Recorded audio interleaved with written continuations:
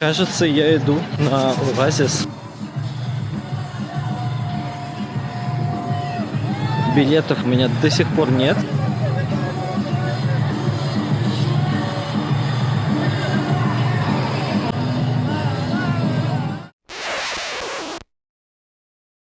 Всем привет, я Илья Иноземцев, и я еду на концерт Оазис. Сейчас 2 часа дня, суббота. У меня нет билета. Планирую его взять, пока буду ехать в поезде. Скорее всего, это будет где-то непонятно далеко, в самом конце Уэмбли. Концерт будет на Уэмбли. Посмотрим, что из этого выйдет. Я узнал об Оазис где-то в 2000 году, потому что я узнал тогда о Blur. И я узнал о том, что они соревнуются с Oasis название самой популярной брит-поп группы. И, как я понимаю, в период с 94 где-то по 97 год брит-поп был глобальным явлением, и Oasis были главными их звездами. Наверное, кульминация этого всего был их концерт в Небор в 1997 году. Посмотрим, что будет. У меня план доехать до Лондона, и несмотря на то, что это не Манчестер, где зародилась группа, и не Глазго, где был их первый концерт, например. В Лондоне все равно есть несколько мест, которые я хотел бы успеть заснять перед концертом, и это при условии, если я еще смогу взять билеты. Посмотрим, что из этого выйдет. Вообще говоря, о том, что брит-поп значит для меня. Я в детстве очень любил Blur. Да и, наверное, если спросить каждого, типа, кто, за кого они в противостоянии между Oasis и Blur, скорее всего, все скажут, что Blur. Что объяснимо. Blur пускали гораздо более разнообразную музыку. Потом было у Дэймона Алборна, фронтмена Gorillaz, Good, The Bad, The Queen, сольная карьера под собственным именем. Oasis же распались в 2009 году. 16 лет ничего не делали. И вот это их первое выступление не только в Великобритании, но во всем мире. Но выбирая, наверное, между Blur и Oasis, я скажу, что лучше брит-поп группа — это Pulp.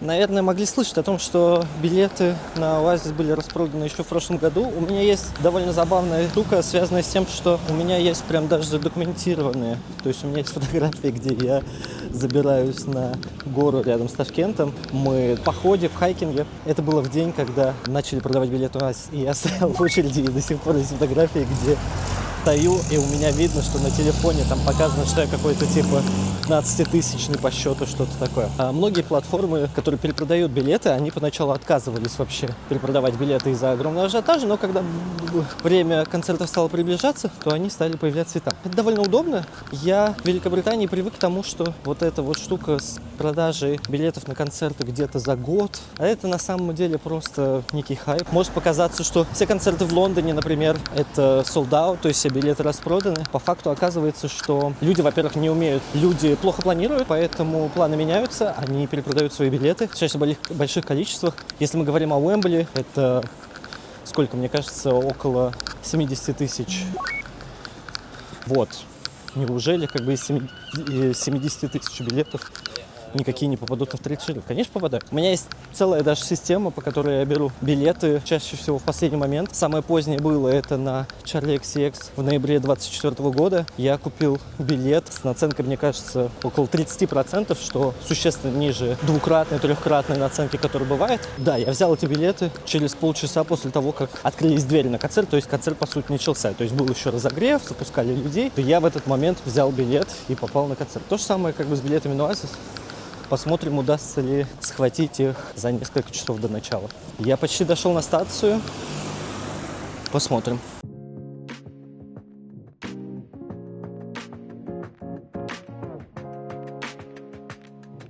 Я еду из Маргейта, и в Маргейте все лето, каждую неделю проходит какой-то концерт. И еще довольно забавно наблюдать за людьми, которые едут.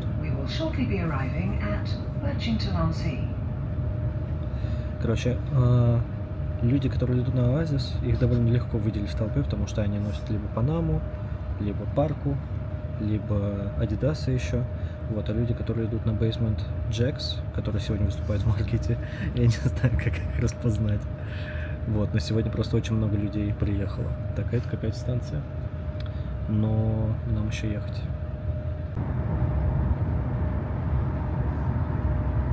Так, я в Лондоне. Я пытаюсь взять велосипед, вот он. Так одиноко стоит. Короче, я пытаюсь взять велосипед и поехать на первое место. До начала концерта, до открытия дверей 2 часа. До самого концерта получается 4. Билета у меня все еще нет. Первая точка — это стадион Майленд.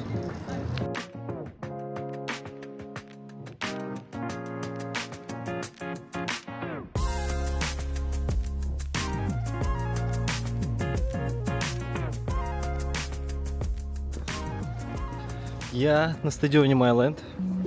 Когда-то здесь была игра в поддержку благотворительного фонда между Blur и Oasis. Сейчас здесь, видимо, какая-то пересменка предсезонная. Там вот вообще-то стадион, где, собственно, Дэймон Алборн и братья топтали траву. Не получится увидеть, есть ли она там сейчас, растет ли она. Играло несколько команд, насколько я понимаю, 4. Команда Blur, команда Oasis. Blur играли в цветах Челси, потому что Алборн поддерживает Челси. Команда Oasis играла в голубых цветах Манчестер Сити, потому что братья поддерживают Манчестер Сити. Была еще команда с Джервисом Кокером и был Робби Уильямс, который, по-моему, играл за команду Oasis. Blur обыграли Oasis 2-1. Я не знаю, кто забил голы, но, возможно, один из голов Oasis забил, собственно, кто-то из голкеров. Здесь все огорожено. Но вот я вижу трибуну, которая выглядит как типичная трибуна. Сейчас тут явно что-то делают. Как какой-то фестиваль, видимо, не лучший момент, в который все подошли. Получится ли тут так подснять? Да. В общем, некогда легендарная площадка для брит-попа огорожена. Я вот вижу так немножко поле. Сейчас, может быть, подсниму. Вот там они играли. Ладно, в этой щелочке представим, что они где-то здесь ходили и такие типа: эй, чуваки, пойдем играть в футбол. Переодевались где-нибудь под этим деревом, а потом пошли и такие: так, а куда нам дальше идти? Смотрят на указатели и такие: так футбольные поля слева, а стадион-то еще справа. Они подумали, идут, а там река. В общем, запутанно. А вот, может быть, еще с этой подойти точки. Сейчас посмотрим.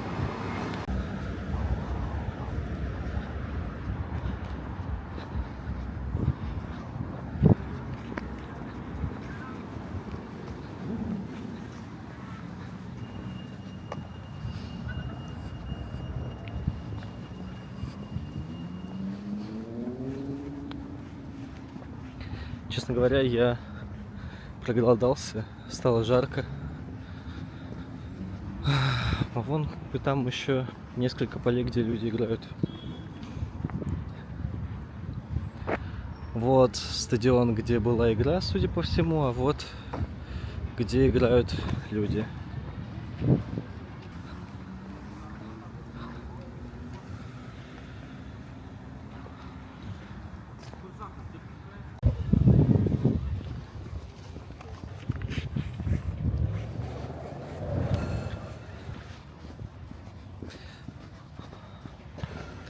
Я здесь рядом жил и никогда не доходил, чтобы нормально погулять в этом парке, но при этом, надо сказать, он прямо рядом с каналом, поэтому здесь достаточно прохладно, много деревьев, чтобы укрыться в тени, а где-то дальше находится паб, довольно легендарный, где принимают одни наличные. Ну, это, впрочем, не так важно. Люди играют, среди прочего, в хоккей с мячом.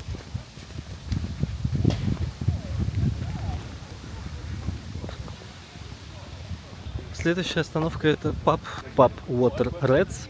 Там Oasis дали свой первый концерт в Лондоне в 94 году. Я забыл рассказать, что Oasis, наверное, еще для меня важны тем, что они зародились в 91 году, то есть год моего рождения. Можно сказать, что практически вместе со мной они росли. Их первые концерты были в 94 году, когда мне было всего 3 года. Те, кто знает, я мог бы их застать, возможно. Сейчас пойдем в этот паб, он должен быть открыт, потому что, как мы знаем из тестов на гражданство Великобритании, по выходным пабы открываются в 12, это закон. Заодно проедем Кингс Кросс, где снимали клип Live Forever, мне кажется, если не ошибаюсь. И еще, если получится, забежать в Грекс. Это любимая сеть Ноэла Галлахера, сеть фастфуда. Но она повсеместная, ее все любят в целом. Но я думаю, если вы не живете в Великобритании, вряд ли вы о ней слышали. И вряд ли вы понимаете ее значение для местной культуры, так сказать. А билетов у меня, кстати, все еще нет. До концерта меньше 1,5 часов.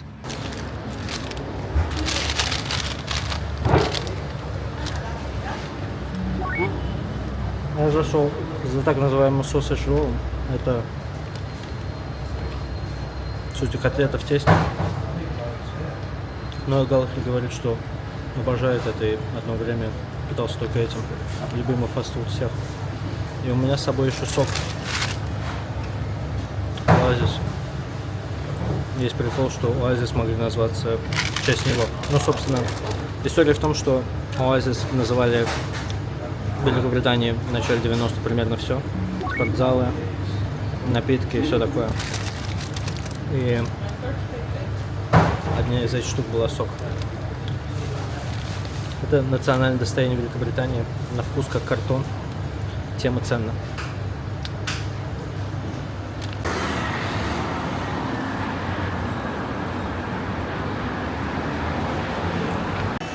На самом деле, я, кажется, понимаю, где находится крыша, с которой снимали клип Supersonic.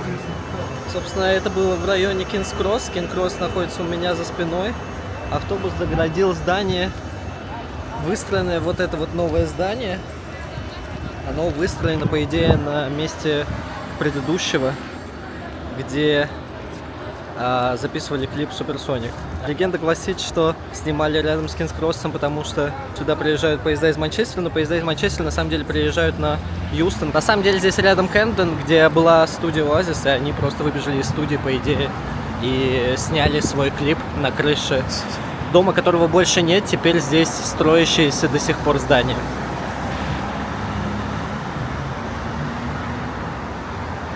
В клипе видны часы Кингс Кросс. Они достаточно знаковые. И сейчас я их покажу. Вот же они. Наверное, это главное, что есть в этом клипе. А я иду дальше в паб, где впервые играли Галлахера.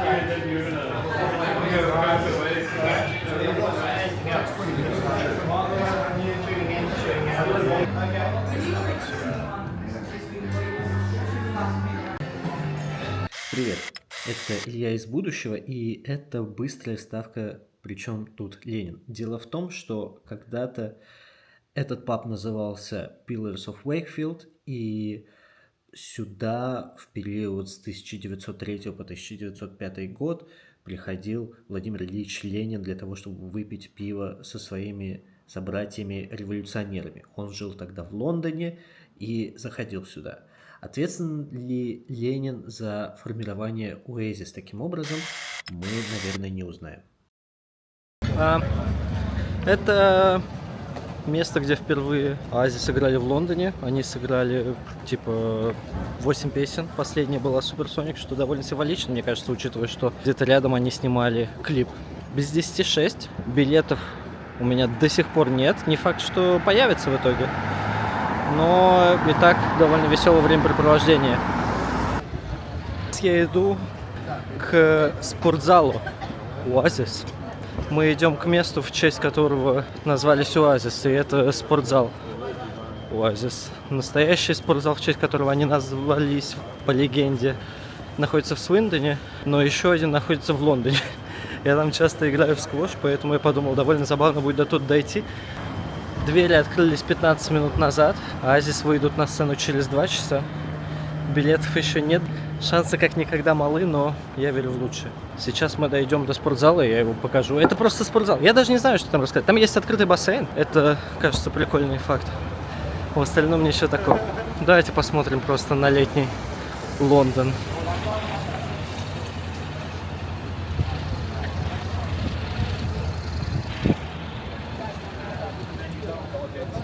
Кстати, до сих пор я видел только одну рекламу с «Оазис» в Лондоне.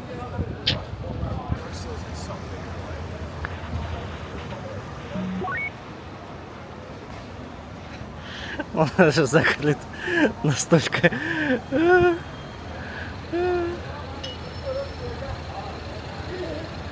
Ладно.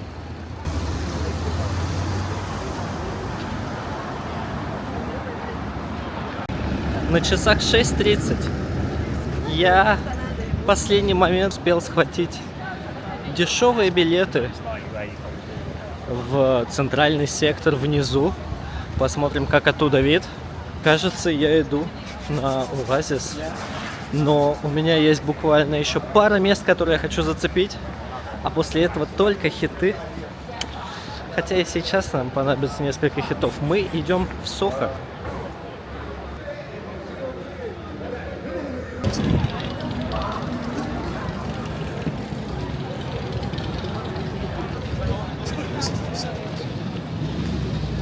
Я был уверен, на самом деле, в том же билет получится достать, но все равно есть какое-то ощущение, там, спектакль с Мартином Фрименом и Джеком Лоуденом. Все равно была некоторая тревога, что, может быть, зря я рванул. Концерт может быть оказаться еще так себе, поэтому, может быть, все равно это зря. В любом случае, едем за атмосферой, едем. Мы идем к месту, которое называется The 100 Club. Что примечательного в нем? Там тоже был один из ранних концертов Oasis в Лондоне. В какой-то момент, когда музыканты сыграли свой легендарный концерт в Небворте, то Лиам сказал, что непонятно, куда дальше идти отсюда. Может быть, стоит вернуться там, куда все началось, в клуб 100. Достаточно легендарное место, я был там на концерте, сейчас мы его просто проскочим. Что меня бесит, что это самая оживленная улица, где могут все дернуть в любой момент, потому что здесь постоянно много людей. Я единственное, когда здесь не видел много людей, это Оксфорд-стрит, если что. Это типа будний день не сезонный, типа какой-то там типа условный февраль. Ходили с офисом просто на обед в этот район и все. Здесь постоянно. Ну давайте покажу.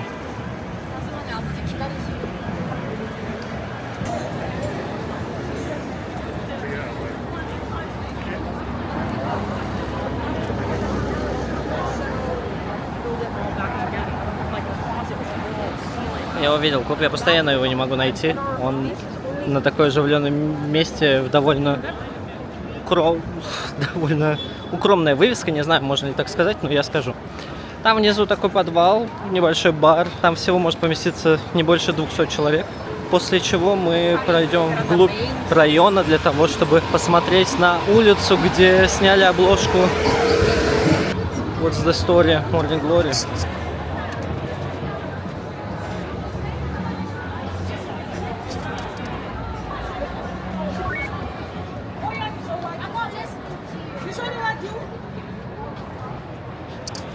Надо же, Electric Six здесь будет играть.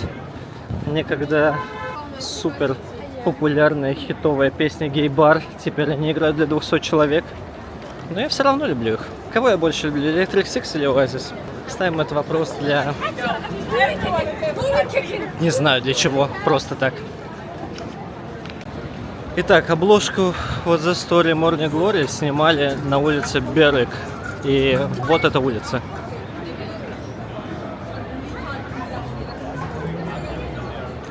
Не знаю, похоже ли на обложку. Может быть, нужно подойти с другой стороны. Сейчас посмотрим. А как распознать? Здесь теперь новые дома. Вот где? Может быть, это вообще дальше. Мне кажется, что дальше. Сейчас подойдем туда чуть дальше. Если ко мне кто-то подойдет и спросит, что у меня играет, то у меня играет, естественно, песня Live Forever.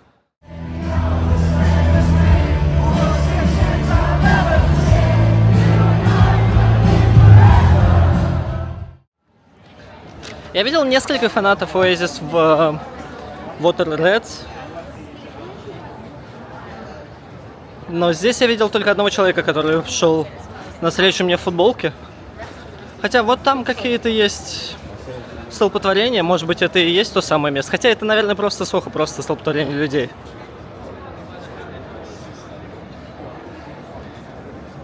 Итак, я проверил интернет, и я стою ровно у того места, где все говорят Bupa Dental Care, где все происходит. Нужно посмотреть на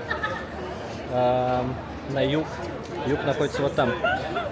У меня только один шанс на то, чтобы это сделать.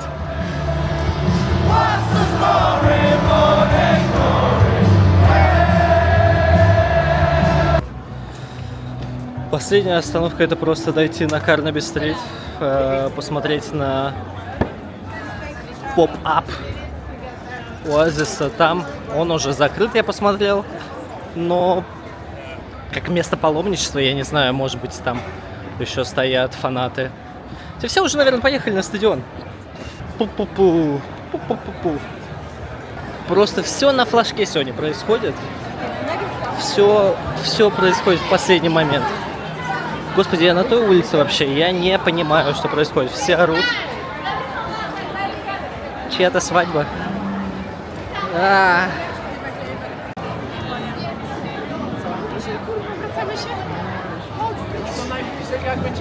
Этот паб, никогда в нем не был, он называется Джон Сноу. И когда я был здесь лет 12 назад, то у меня отсюда сохранилась фотография. Она до сих пор, мне кажется, висит у меня в Инстаграме.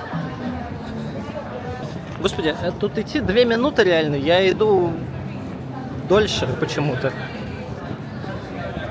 Если вы не знаете, то на Карнаби-стрит все время под Рождество. Ты прикольные инсталляции, но мне кажется, они есть не только на Рождество. Я в Лондоне не живу, откуда мне знать. Вот. О, смотрите-ка.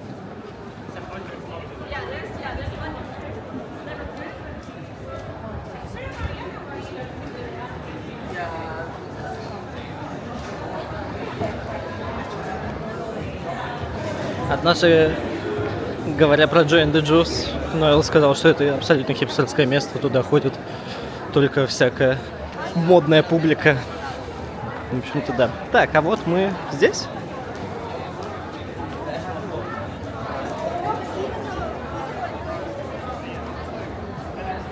Ну да, это Карнаби-стрит. А вон и магазин. Магазин уже закрыт, но мы можем посмотреть снаружи.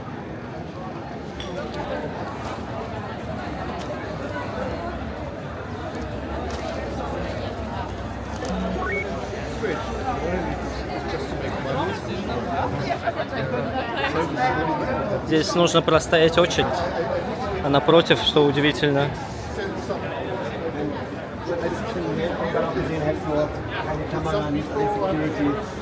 Манчестер Сити, любимый спортклуб братьев Галлахер.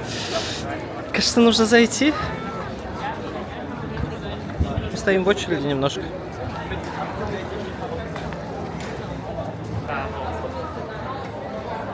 Играет Imports of Being Idol, которую не исполняют.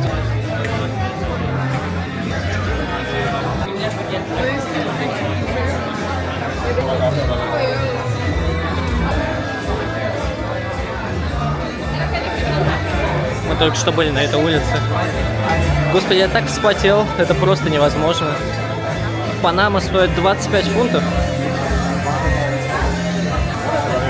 Господи, здесь просто безумие, но удалось попасть достаточно быстро, что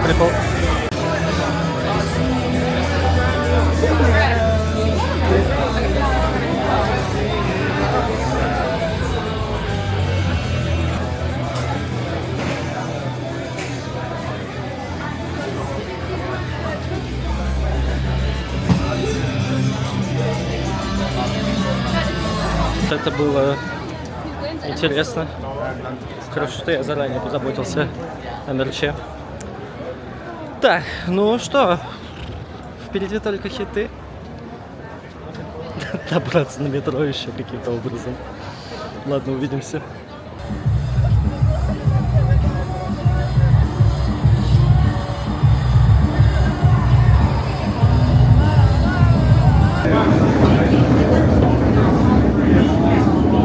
Чуть никто не орет песни. Еду в тихом полупустом поезде. Вот так проходит мирская слава.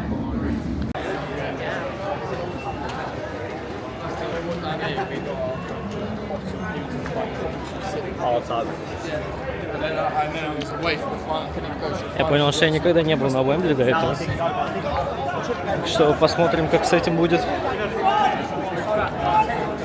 Blur Rivals, это смешно. Это магазин оптики. Аллилуйя! Why though?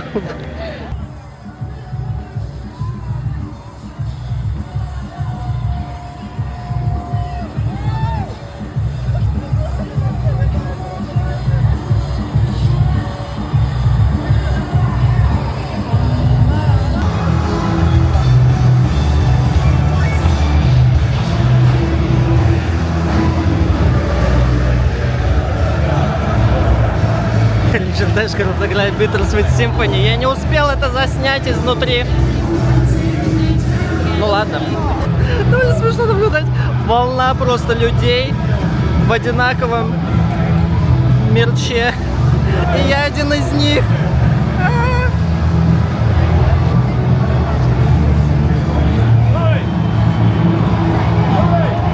Thank you. Feeling supersonic, give me gin and tonic.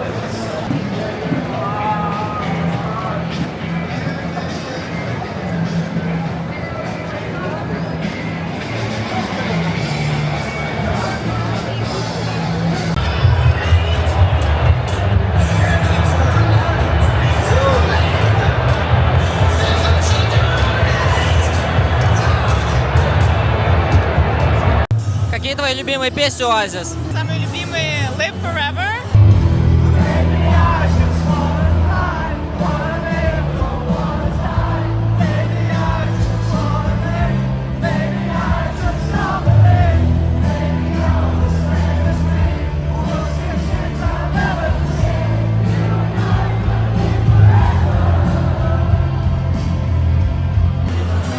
Champagne Supernova.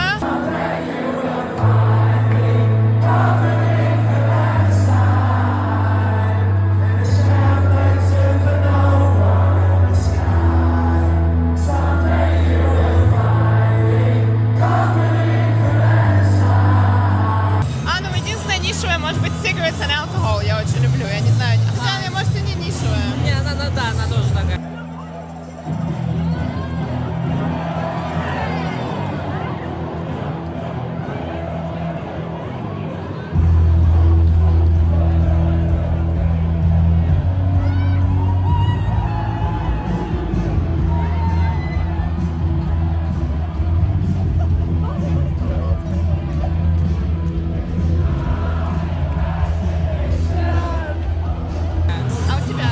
Я назову нишевую Importance of Being Idol, потому что я ее слышал пока шел.